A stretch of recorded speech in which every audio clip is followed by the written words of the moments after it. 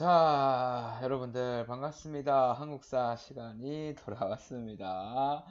3반은 이제 추석 지나고 두 번째 시간인데 1반, 5반, 7반 학생들은 추석 지나고 월요일 첫 수업이죠. 이제 연휴도 끝났고 이제 우리 본본인 학생의 신분으로서 공부를 좀 해보도록 합시다. 우리 시험 이제 오늘 포함해서 2주 딱 남았으니까 2주 풀로 주말 두 번 포함해서 2주 풀로 남았으니까 그때까지 선생님이 수업 시간에 얘기했던 주제 40번까지 어떻게든 나가겠죠. 금방 나가요 선생님. 선생님 믿죠. 자 40번까지 나가서 시험 치를 수 있도록 우리 공부 열심히 해보도록 합시다. 알겠죠? 선생님 또 오늘도 포인트 꼭 공부해야 되는 부분만 또 알려주도록 하겠습니다. 바로 수업 진행해 보도록 하죠. 오늘도 선생님 무조건 30분 안에 어떻게든 끝내보도록 노력 한번 해볼게요. 자, 오늘은 주제 34 열강의 경제적 침략. 프린터로는 프린트 넘버 27번 다 같이 보면서 수업 같이 들어보도록 하죠. 빈칸 같은 거 선생님 수업 들으면서 채워보고. 알겠죠? 죄송해요. 자, 빈칸 모르는 거 있으면 이제 학교 와서 선생님한테 물어보세요. 꼭 비워두지 말고. 자, 바로 진행해 보도록 하죠. 먼저 첫 번째 청일 상인간 상권 경쟁이 심화. 그러니까 청나라 상인하고 일본 상인하고 조선 상권을 두고 조선에 돈을 두고 자기들이 이익을 차지하기 위해서 상권 경쟁을 했다라고 보면 되는데 첫 번째 거류지 무역이라고 나오는데 이거 처음 들어볼 거예요. 거류지 무역. 거류지 무역이란 게 뭐냐면 자 일단 우리가 강, 화, 도, 조, 약으로 우리나라는 여기 부산, 인천 그리고 여기 있는 원산 세 군데에 항구가 개항되었죠. 자 그리고 우리 배웠었는데 이 강화도 조약을 선생님 조규라고 했었고 추구의 규칙이나 조일무역규칙 그리고 부록 있다고 했었죠. 부록. 자 부록에서 이 개항장에서 상인들은 절대 개항장을 벗어나지 못하고 개항장의 심리만 움직일 수 있었다. 여기서 거주하고 상행위가 가능했다고 했었죠. 이 상인들이 거주하고 상행위 할 수 있는 그 지역을 거류지라고 했었어요. 거류지.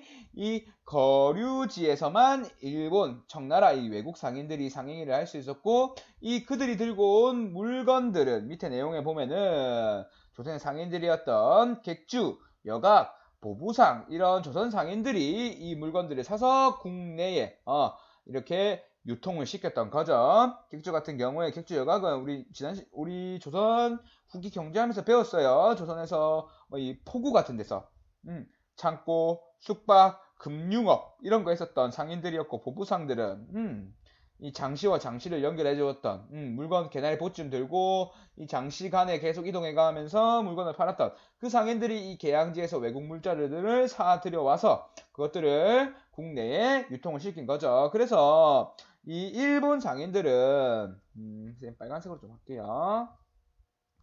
자, 일본에서 주로 조선에는 계속했었던 영국산 면제품들이 들어왔었고, 이 조선에서는 조선의 곡물, 소가죽 이런 것들이 이 항구를 통해서 국외로 수출이 되었었죠. 이런 형태의 무역을 거류지 무역이라고 합니다. 어떻게 거류지 내에 외국 상인이 이 물건을 이 국내의 상인들에게 팔면 이 국내 상인들이 국내에 이거 유통을 시키게 되는 그런 무역 획도를 거류지 무역이라고 하죠. 자, 이렇게 강화도 조약 초기에는 이런 거류지 무역 형태가 이루어지다가 시간이 지나면 여기도 보면은 외국 상인들은 이 개항장에만 있었고 도시 상인들이 국내에 여기서 유통을 시켰죠. 근데 시간이 지나면서 청해 상인들이 내륙을 진출하게 돼요. 어떤 조약으로? 어떤 내용으로? 우리 배웠어요. 임오공 이모군란 이후에 이모군란을 진압했던 청과 조선 간에 있었던 조청상민 수륙에서 청상인들은 어떤 권한을 얻게 되었죠? 그렇죠. 내지 통상권을 얻게 됩니다. 우리 항장에만 있는 거류지 무역을 하는 게 아니라 이 내지에서 상점을 점포를 열 수 있는 그런 권한을 갖게 되는 거죠. 이 조청상민 수륙 무역 장정으로 내지 통상권을 얻게 된 청상인이 국내에 진출한 것을 시작으로 이후에 모든 나라들이 어떤 걸 들고 최해국 대우를 들고 우리 상인들도 조선 내에 들어갈 수 있다. 우리 조선 내에 점포를 차릴 수 있다라고 해서 이 내지 통상권을 갖게 되는 거죠. 그러면서 이 조청상민 수륙 무역 장정 이후에는 청일 상인들이 내륙으로 들어오게 되죠. 일본 같은 경우에는 저기 프린트 나와 있듯이 조일 통상장정으로 최해국 대우를 가지게 됩니다. 원래 강화도 지역에서는 최해국 대우가 없었는데 이후에 개정된 조일 통상 장정으로 최국 대우를 가지면서 그들도 내지 통상권을 갖게 되면서 국내에 들어오게 되죠. 이때부터 청상인과 일본 상인 간에 대립이 격돌하게 되는 거죠. 조선의 상권을 두고. 자, 그런데 이게 80년대 상황이라면 우리가 알고 있듯이 이모군란이 1882년 상황이잖아요. 자, 그런데 이렇게 계속해서 청상인과 일본 상인 간의 대립이 개항장뿐만 아니라 전국에서 일어난 상황에서 우리가 알고 있듯이 1894년에 일어났던 청일 전쟁으로 누가 승리하죠? 일본이 승리하죠. 일본이 승리를 하게 되면서 조선의 상권은 일본이 차지하게 되는 결과를 가지게 됩니다. 알겠죠? 일단 강화도 조약 초기에 70년대까지만 하더라도 거류지 무역이 이루어지다가 이 80년대에는 청일 상인간이 내륙에 진출하게 되면서 뭐 때문에 조청상민 수륙으로 내지 통상권을 갖게 되면서 다른 나라들도 최애국 대우로 내지 통상권으로 국내에 진출을 하게 되면서 청일 상인 간의 내륙 진출로 다툼이 일어나지만 94년도에는 청일전쟁으로 일본이 승리했다라고 보면 될 겁니다. 알겠죠? 자, 결국 이렇게 보면 청상인들 그래프로 치자면 자, 여기가 70년대, 여기가 80년대, 여기가 90년대라고 본다면 일본은 처음에는 조선에서의 상업이 가장 많이 개항을 하게 되면서 이루어지지만 80년대에 중국에 들어오게 되면서 좀 저조하게 되지만 90년대에 들어서 가지고는 청일전쟁에 승리하게 되면서 다시 상권을 상업적 이익을 차지하게 되는 그런 상황이 되겠죠. 반대로 중국 같은 경우에는 70년대에는 일본에 의해서 상업적 이익이 적었지만 80년대 조청상민 수륙 무역전쟁으로 이득을 얻었다가 90년대에는 청일전쟁 이후로 패배를 하게 되면서 조선에서 상업은 상업적 이익을 얻지 못하게 되죠. 자, 이게 청이 될 테고 이게 일본이 되겠죠. 이걸 상업적 이익으로 보고 이걸 시기라고 본다면 그래프는 이 정도 그래프가 되겠죠. 대충. 알겠죠? 자, 어쨌든 첫 번째 청일 상인 간의 상권 경쟁이 70년대, 80년대, 90년대 어땠는지 각각 보았습니다. 자, 다음으로 넘어가죠. 제국주의 열강의 이권 침탈.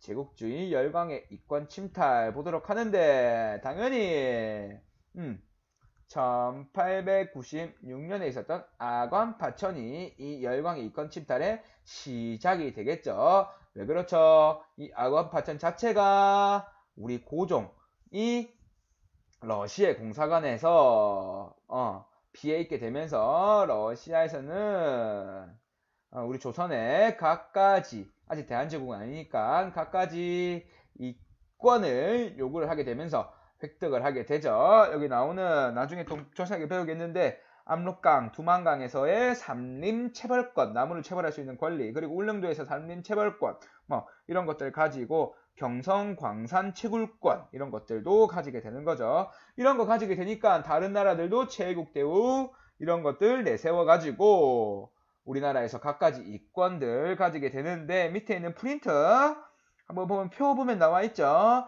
러시아는 압록강 유역의 산림 채굴권, 경성, 광산 채굴권 이런 것들을 가졌고 거기에 더해서 미국, 독일, 영국들도 각각 금광과 광산 채굴권, 산림 채벌권들을 조선으로부터 가져가게 되는 이권 침탈을 하게 됩니다.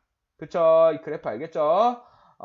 그래프가 아니라 이 도식 알겠죠? 아간파천으로 러시아가 이권 침탈을 하게 되고 뭐 압록강 그리고 울릉도에 산림 채벌권, 산림 채벌권 나무 캐갈 수 있는 이런 거 가지게 되니까 다른 나라들도 이권 침탈을 해서 밑에 있는 프린트대로 러시아, 미국, 독일, 영국 등도 우리나라에서 이권을 침탈해 갔다라고 보면 되겠는데 이거 그래프 한번 볼게요. 자, 이 그래프가 아니라 이 지도가 대표적인 그걸 알 수 있는 우리나라 이권 침탈을 알 수 있는 그래프가 되겠는데 먼저 이 이권 침탈의 핵심, 이 식민지 수탈의 핵심이 우리나라에서 있는 나온 물자들을 빠르게 수탈해 나가야 되는 철도를 먼저 건설을 하게 됩니다. 일단 여기가 한양이 되겠고 여기 경부선 여기에 경인선 여기에 미안해요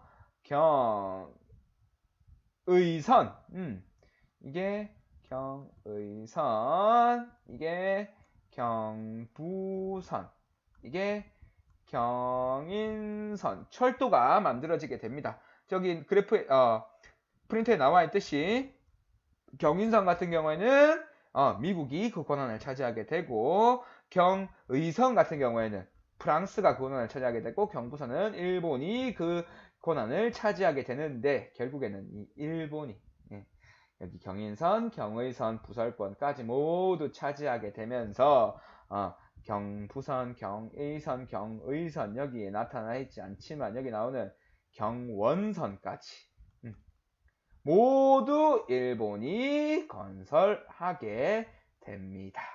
알겠죠? 이거 사진 좀 잘 알아둡시다. 모두 건설을 하게 되었다. 경부선은 원래 일본이 가지고 있었고 일본이 건설했고 경인선 같은 경우에는 미국이 가지고 있었지만 다 일본이 건설했고 경의선도 프랑스가 가지고 있었지만 일본이 건설했고 경원선도 일본이 건설했다.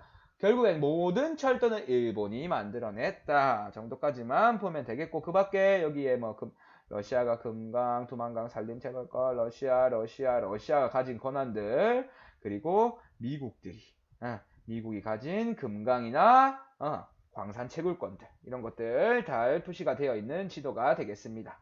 알겠죠? 결국에는 각국에서 이권을 차지했다. 그 중에서 제일 중요한 건 철도가 중요하다. 철도는 결국엔 다 누가 만들었다? 일본이 다 완공했다 정도까지만 알면 되겠습니다. 자, 넘어가겠습니다. 두 번째, 일본의 토지 침탈. 우리나라에서 일본은 이권 침탈해 나가고 그리고 앞에서 배웠듯이 상업도 청일전쟁 이후에 모두 이권을 차지하게 되고 다음으로 우리나라의 토지까지 침탈하게 됩니다. 우리가 지지난 시간에 배웠었던 우리의 러일전쟁 중에 우리의 군사적 거점을 일본이 마음대로 차지할 수 있는 한일의정서를 체결하게 되면서 이를 시작으로 일본이 토지 약탈을 하게 됩니다. 이 토지 약탈을 위해서 만들었던 회사가 여기 나오는 동양척식 주식회사 꼭 알아두도록 합시다. 줄여서 동척이라고 하는데 이 동양척식 주식회사가 우리나라의 토지를 뺏어가기 위해서 만든 회사다 라고 꼭 기억해 둡시다. 황무지나 그리고 관청 소유지 그리고 우리가 그냥 공동으로 썼던 공유지 이런 땅들을 주인이 지금 명확하게 안 상황에서 이런 토지를 약탈해서 일본인에게 헐값에 매각하면서 우리나라의 대부분의 많은 토지가 일본인의 소유로 넘어가게 되는 그런 일을 한 회사가 동양척식 주식회사라고요. 알겠죠? 그래서 나중에 의열단에서 이 동척을 폭파시키려고 막 폭탄을 쫓아가고 나석주가 막 그런 것도 했었죠. 자, 어쨌든 이 우리나라의 토지를 침탈하기 위해서 일본이 세웠던 회사가 동양척식 주식회사다라고 알면 되겠고, 자, 일본이 지금 우리나라를 결국에는 우리가 역사가 스포일러듯이 1910년도에 우리 국권이 침탈되잖아요. 그러니까 이미 일본은 청일전쟁을 통해서 상권도 모두 차지하게 되고, 여기 나오는 이권 침탈 과정에서 모든 철도를 건설을 하게 되고, 그리고 막 여기 나오는 뭐 광산 채굴권이라든지 금광 채굴권 이런 거 차지하게 돼서 여기서 나오는 금이든지 철, 석탄 이런 거 다 채굴해서 일본으로 가져가고, 자연 이런 원료들도 다 가져가고, 에너지 이런 것도 가져가고, 동양철식 주식회사 이런 거 건립해서 일본 토지도, 우리나라의 토지도 다 가져갔다. 결국에는 1910년도에 우리나라의 국권까지 가져가게 됐다. 까지 하면 되겠습니다. 알겠죠? 오늘 배울 거 중에 제일 중요한 게, 이게 동양철식회사의 사진이 되겠습니다. 알겠죠? 이 회사에서 우리나라의 토지를 약탈해 가게 되는 그런 상황이었죠. 자, 오늘 배우게 될 것 중에 제일 중요한 일제 금융재정장악과 화폐정리사업. 이게 끝판왕인 거죠.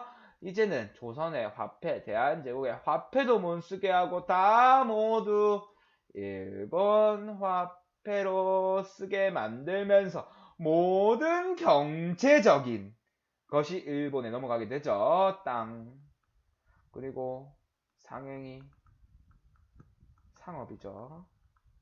토지, 그리고 화폐까지 모두 일본에. 일본은 진짜 똑똑한 진짜 새끼들, 진짜 나쁜 놈들이긴 하지만 진짜 하나하나씩 다 일본으로 이권을 가져가게 됩니다. 자, 먼저 화폐 정리 사업에 한번 보기 전에 먼저 배경부터 보도록 하죠. 자, 화폐 정리 사업을 추진했던 사람이 누구냐? 여기 나오는 1차 한일 협약으로, 1차 한일 협약 기억해야 돼요. 이 이후를 고문정치라고 했었죠. 이때 재정고문으로 왔던 메가타가 추진을 했던 게 화폐 정리 사업 되겠습니다. 2차 한일 협약 때 외교고문으로 왔던 사람 누구였죠? 이 사람 미국에서 장인환, 전명운한테 사살당한 스티븐슨이었죠. 그쵸? 메가타와 스티븐슨이 1차 한일협약의 재정고문과 외교고문으로 각각 왔었죠. 이 재정고문으로 왔던 메가타, 이놈이 우리나라를 일본의 경제적으로 예속시키기 위해서 실시했던 게 화폐정리사업이 되겠습니다. 화폐정리사업의 내용을 한번 보도록 하죠. 자, 화폐정리사업은 기존에 우리 대한제국에서 쓰여지고 있던 화폐인, 조선시대 때부터 쓰여지던 황소통보, 그리고 대한제국 이후에 발급되었던 백동화, 이런 당시 대한제국에서 유통되던 상평통보와 백동화를 무조건 일본의 제1은행이라고 하는 은행에서 만든 돈으로 바꿔야 한다. 이제부터 백동화 상평통보 쓰지 마. 못 써. 돈으로 가치 없어. 이제 조선에서는 가치 있는 돈은 일본에서 만든 제1은행에서 만든 돈밖에 없어라고 해서 모두 바꾸도록 지시를 해요. 제1은행이 라고 보면 돼요. 제국주의 일본은행이라고 보면 될 거예요. 이 제1은행에서 만든 돈으로 모두 바꿔라. 그렇게 되면서 더 이상 조선화폐인, 대한제국의 화폐인 백동화와 상평통보는 화폐로서의 가치를 잃고 화폐 가치가 없어지게 되는 거죠. 제1은행에서 발행한 제1은행 것만 쓰라고 했던 게 화폐 정리 사업이 되겠습니다. 자, 그런데 중요한 건 교환 과정에서 이 백동화와 상평통보를 품질에 따라서 상태에 따라서 갑종, 을종, 병종으로 나누어서 갑종 같은 경우에는 100% 다 바꿔졌어요. 완전 새 돈. 새 돈은 그 동일한 가치의 제1은행권으로 바꿔졌어요. 자, 그런데 조금 상처가 있거나 흠집이 있거나 그런 돈은 을종이라고 해서 원래 가치의 40%만 줬어. 그러니까 백동화를 내가 만약에 100원을 갖고 있었으면 이거를 제1은행권으로 40원만 준 거야. 절반도 안 되는. 그리고 좀 상태가 안 좋다고 해서 병종으로 분류된 건 아예 바꿔주지도 않았어. 지금은 10,000원짜리가 아무리 해지고 하더라도 은행에서 세건으로 바꿔달라 그러면 10,000원짜리로 바꿔주잖아요. 그게 아니었다고요. 어. 자, 이렇게 교환 과정에서 갑종, 을종, 병종으로 나눠서 병종은 아예 바꿔주지도 않으면서 그 당시에 대부분의 돈을 가지고 있던 조선, 대한, 제국의 상인들은 이 돈을 가지고 있었는데 이 화폐 정리 사업으로 인해서 돈의 가치가 없어지게 되면서 몰락을 하게 되죠. 이들이 가지고 있는 이 백동환 상태가 별로 좋지 않았기 때문에 제1은행권으로 바꿔주지 않았거든요. 자, 그렇게 되면서 영향으로 여기 선생님이 얘기했듯이 조선의 상공업자들이 몰락하게 되는 그런 일이 발생하게 되죠. 상인들이 가지고 있던 백동화가 이제는 쓸모가 없게 되면서. 그렇죠? 자, 그리고 우리나라의 차관이 증가하게 됩니다. 차관이 증가했다? 이게 무슨 말이죠? 자, 이게 무슨 말이냐면 즈들이 일본 자기들이 화폐 정리 사업 해놓고 거기에 든 비용을 이거 우리 빌려준 거다라고 하면서 차관으로 우리나라한테 부여를 했거든. 그때 들었던 돈들을 싹 다 우리가 너희들 빌려준 거니까 나중에 갚아라고 하면서 우리나라의 차관이 엄청나게 늘어나게 되죠. 자, 그러니까 이후에 배우게 돼. 아까 우리 앞 시간에 배웠던 이 철도 부설하면서 든 비용. 그리고 우리 지난 시간에 배웠던 막 전신들, 전차들, 전등들 이런 거 달면서 든 비용. 그리고 화폐 정리 사업 하면서 새로 제1은행 거 만들면서 든 비용. 이런 거를 다 짓들이 우리 경제적 침탈하려고 쓴 비용을 우리가 너희들 근대화 시켜주려고 너희들한테 빌려줬다고. 야, 이렇게 해서 차관 형식으로 주게 되면서 우리나라의 빚이 엄청나게 늘어나면서 우리나라는 일본의 경제적으로 예속되게 되고 일본이 대한제국의 우리 조선의 금융을 지배를 하게 됩니다. 그러면서 이 나중에 배우겠지만 이 빚을 갚자, 이 금융 지배, 경제적 지배에서 벗어나자고 하는 빚을 갚자고 하는 국채 보상 운동도 일어나게 되죠. 이건 다음 시간에 배울 거예요. 알겠죠? 자, 오늘은 일본에 의한 우리의 대한제국의 경제적 침략에 대해서 배웠습니다. 엄청 빨리 끝났죠? 자, 먼저 거류지 무역이 어떤 형태였는지, 어떤 조약에 의해서 거류지 무역이 이루어졌는지, 자, 그리고 두 번째로 청일 상일 간의 내륙 진출이 이루어지게 되면서 70년대에는 거류지 무역이 이루어지다가 80년대에는 어떤 전쟁이 아니라 어떤 사건으로 어떤 조약이 맺어지게 되고 그 조약에 있던 내용으로 청상인들이 어떻게 되었으며 이거를 다른 나라 사람들이 상인들이 어떤 조항으로 요구를 했으며 어떤 걸 가지게 되었고 이로 인해서 청상인과 일본 상인 간의 경쟁이 80년대에 벌어지게 되고 결국에는 90년도에 누가 승리를 하게 됐는지 70년대, 80년대, 90년대 선생님이 비교를 해 주었습니다. 정확하게 알아두세요.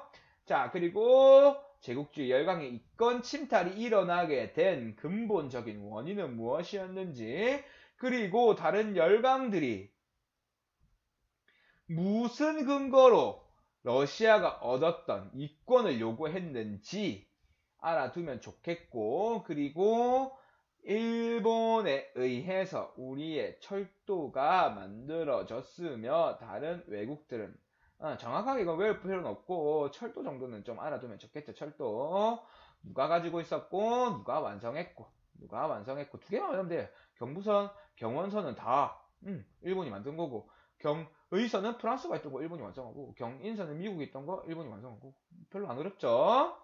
자, 이 철도를 통해서 우리나라의 식민지 수탈을 하기 위한 준비가 완료되었고, 자, 그리고 토지 침탈을 위해서 만든 회사가 무엇이었는지, 마지막으로 경제적으로, 금융적으로 조선을 식민지화하기 위해서 실시했던 사업은 무엇이었는지, 이거는 누가 했는지, 얘는 언제 들어왔는지, 그리고 그 내용이 무엇인지, 여기서 말하는 화폐 정리 사업이 어떤 화폐를 정리하는 건지, 이게 교양 과정에서 무슨 문제가 발생했는지, 그리고 그 결과 어떻게 되었는지 오늘 배워보았어요. 자, 오늘 약속 지켰어. 오늘은 25분 컷. 자, 고생했어요. 자, 여러분들 오늘 너무너무 고생했고 모르는 내용 있으면은 체크해뒀다가 학교 오면은 쌤한테 질문하도록 합시다. 알겠죠?